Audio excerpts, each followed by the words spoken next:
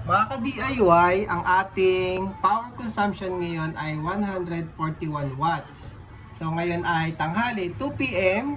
Regular konsumo namin yan, bukas yung ref, mga ilaw at electric fan. Ngayon, paano tayo makakatipid? Gumamit tayo ng grid tie inverter at saka 150 watts na solar panel.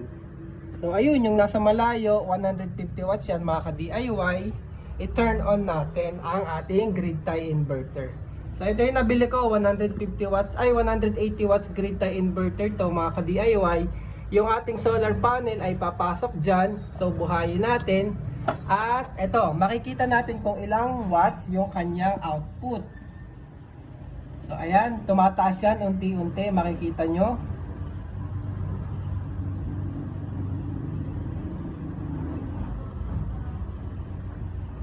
So, aabot yan ng, ayan, nasa 90 watts mga ka-DIY. So, yung 90 watts na yan, mababawas yan sa konsumo natin sa bahay. Kanina, di ba, nasa 150. Tingnan natin ngayon. So, ayan. Nasa 50 plus na lang mga ka-DIY. Yan yung legit na energy saver mga ka-DIY. From 150 watts na konsumo ko sa bahay, 50 watts na lang kasi nakaka-harvest tayo sa solar ng nasa 90 to 100 watts. So grid tie yan mga ka-DIY, wala pong limiter. So dapat mas malaki yung konsumo mo sa bahay, kagaya nga nung 150, at yung solar ko ay mas mababa doon. So nasa 100 lang naman yung na-harvest ko doon kasi kapag mainit bababa pa yung output noon.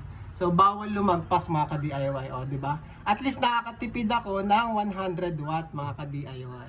So ayan, pinagbabawal na technique. Sobrang dali lang yan gawin. Gawan natin ng full tutorial sa YouTube mga ka-DIY.